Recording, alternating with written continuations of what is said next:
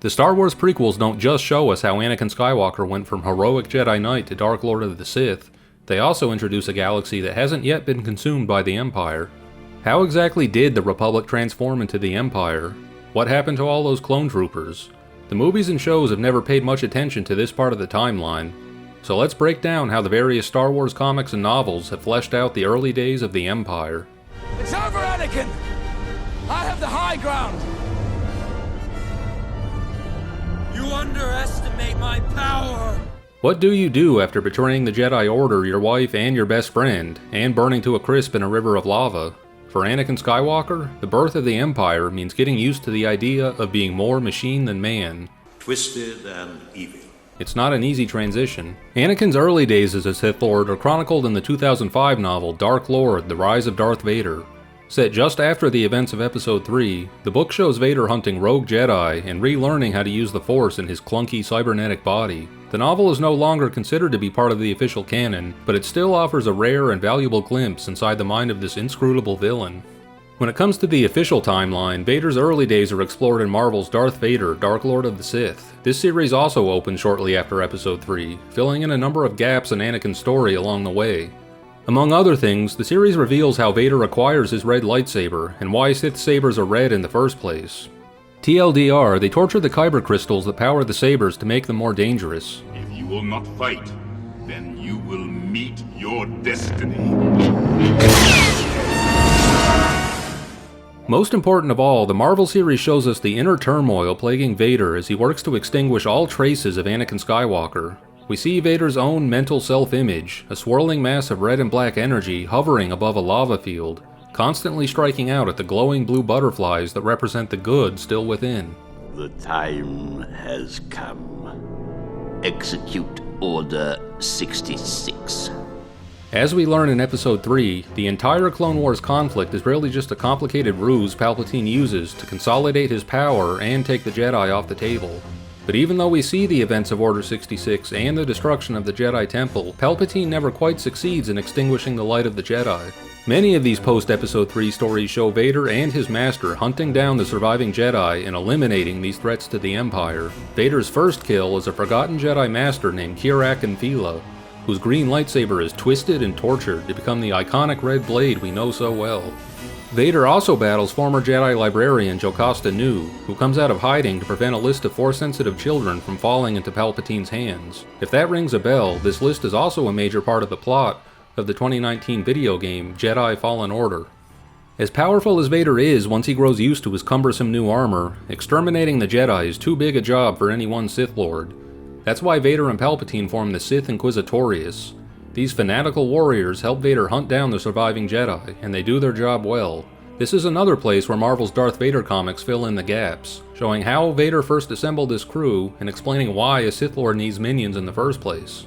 It's mostly fallen on the Star Wars novels and comics to explore how Jedi like Ahsoka Tano and Kanan Jarrus survived and stayed hidden during the years between Revenge of the Sith and the original trilogy. Dark Horse's Star Wars Dark Times introduced another surviving Jedi named Das Chenier, though Das has yet to put in an appearance in the new Disney timeline. We take great pride in our combat education and training programs. This group was created about 5 years ago.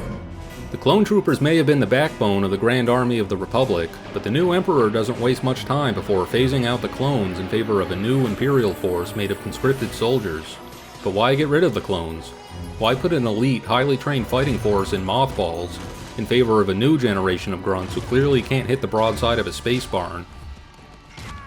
In the classic Legends timeline, Palpatine is shown to be fearful of the potential of a clone uprising.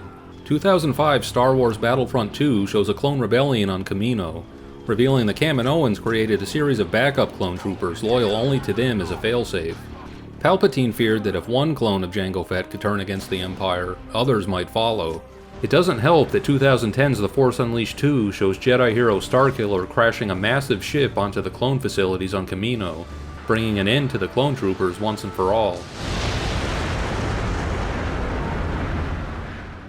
In the new Disney timeline, however, the explanation is more straightforward. Because Jango Fett died at the beginning of the Clone Wars, the scientists on Kamino can only make so many clones before they run out of the raw genetic material they need. The production of new clone troopers ends after the war, and those clones who do survive the end suffer from accelerated aging.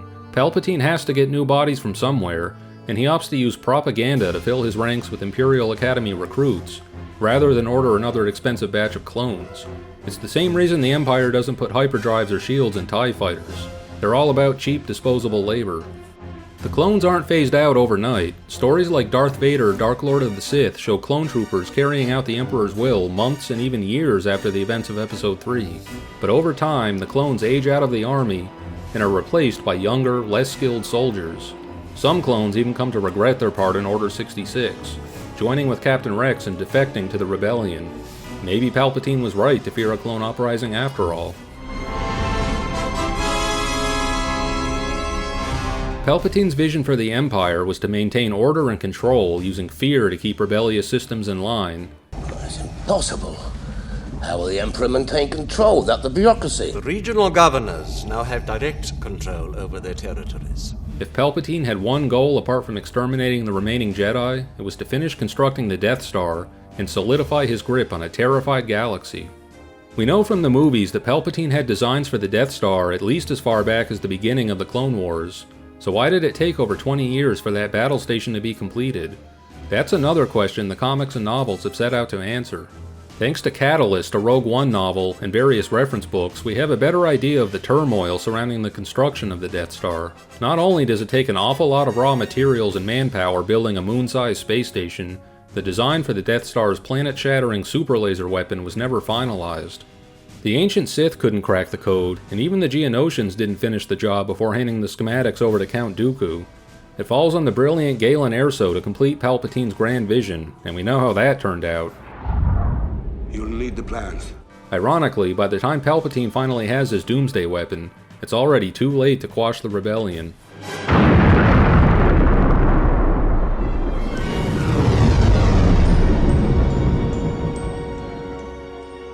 Even before Palpatine officially crowned himself Emperor of the Galactic Empire, there were freedom fighters working to stop his rise to power. The early origins of what we know as the Rebel Alliance can be seen in episodes of the Clone Wars, and in a deleted subplot in Revenge of the Sith. But if you want the full story on the origins of the rebellion, you have to turn to books like Star Wars Ahsoka and Star Wars Tarkin. Early on, the Rebels are less a true alliance than a group of independent cells all fighting for the same goal. Picture characters like Saw Gerrera and his partisans, and Enfys Nest and her Cloud Riders. A surviving Jedi named Baron Farr even orchestrates a war between Mon Cala and the Empire, rightly predicting that Mon Cala's ships and resources will be essential to the growing rebellion. It's only through the ongoing efforts of Imperial senators like Bail Organa and Mon Mothma that these scattered freedom fighters start to come together as a unified force. According to the official Star Wars timeline, the Rebel Alliance as we know it doesn't truly come into being until 2 years before the Battle of Yavin, or 17 years after the Empire's creation. Over time, Palpatine begins to recognize these rebels as a real threat, and not just isolated pockets of resistance. He comes to rely on battle-hardened commanders like Grand Moff Tarkin and Grand Admiral Thrawn to enforce his will and score key military victories across the galaxy. Star Wars Tarkin and Star Wars Thrawn reveal more about how these two men rose through the ranks of the Empire and became every bit as feared as Darth Vader himself. And that's what we know about the Glorious Republic's transformation into the Twisted Empire.